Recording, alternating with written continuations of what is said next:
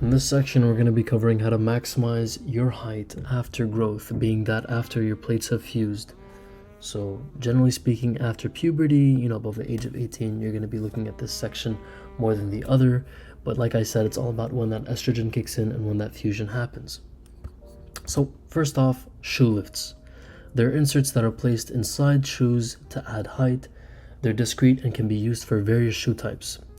The estimated impact is going to be 100%, right? Because it's just effective. But is it actually going to add height to your body? No. This is part of an illusion. It instantly increases your height when worn, but the effect is temporary. I recommend wearing sock lifts because they're more discreet. Speaking of sock lifts, they are the next thing. They're similar to shoe lifts, but they're designed to be worn with socks, offering a more comfortable, less noticeable height increase. It is going to be temporary. There is a height increase, not as much as shoe lifts in my opinion, but it's going to be 100% nonetheless, right? Because they work. And then we have shoes. Shoes with thicker soles or built-in height increasing features like elevator shoes or boots, right? Opt for boots if you're in that 5'8" range. You won't look wonky, it'll look good on you, and you'll get an extra inch or two. Or even elevator shoes. A lot of Hollywood actors wear them, Tom Cruise and whatnot, especially on sets and off sets. So yeah, go for thicker soles, 100% impact, like the previous. Immediately increases your height when worn, temporary but varies on, based on the design of your shoe. Finally, we have leg lengthening surgery, which is going to be a hard max. This is a bit more extreme, of course. It's a surgical procedure involving breaking your leg bones and using a device to gradually lengthen them. The impact on your height growth is going to be 100%. There's no way around that.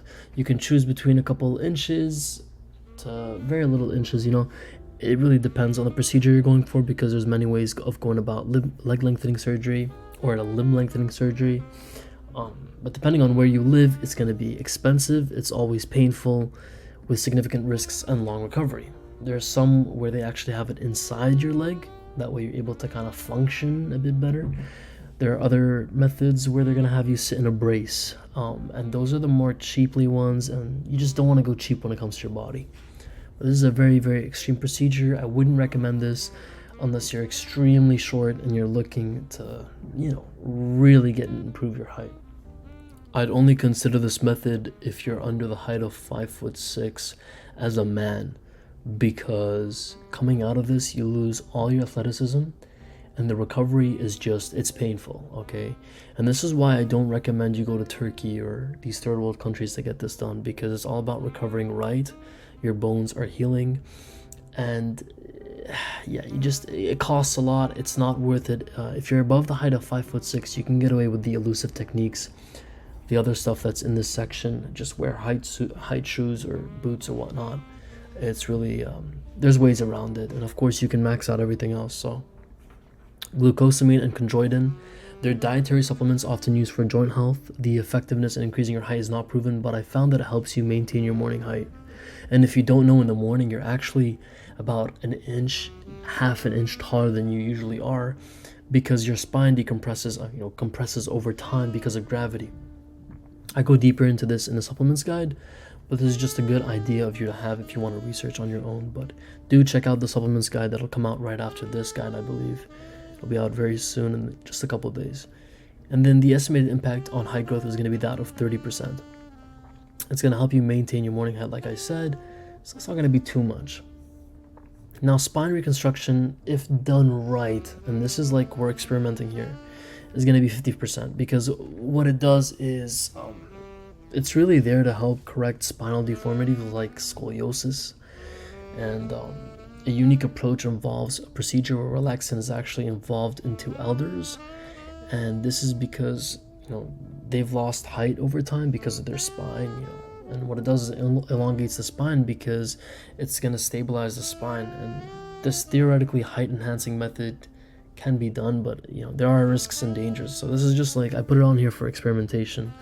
If you happen to know someone who injects relaxin, maybe you can try it out. I don't know.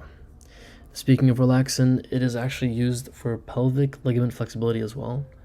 So using it for your height is experimental with 5%. It's largely unproven. It's not conventional for height increase, and it is more expensive than limb lengthening surgery. So I don't recommend whatsoever. These are just for I don't know if you have a keen insight on how to improve your height naturally. This is not so natural, but still, I put it on here for that reason. And then good posture. Of course, having good posture is going to make you appear taller by having, fully extending your spine. And by that, it's going to be 100%, okay? If your posture is really, really good, the impact is going to vary. But here I put it as 100% because we're assuming you have the worst posture ever, which is going to be the average person this day and age, okay? Make sure you're standing up straight. I will go into physical stature and how to achieve that posture in the gym or the workout section too.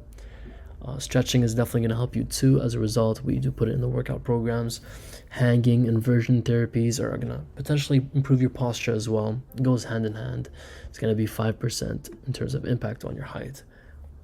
This will contribute to a taller appearance, but hanging from a bar isn't going to make you taller, okay? It's not like those videos that you see on TikTok.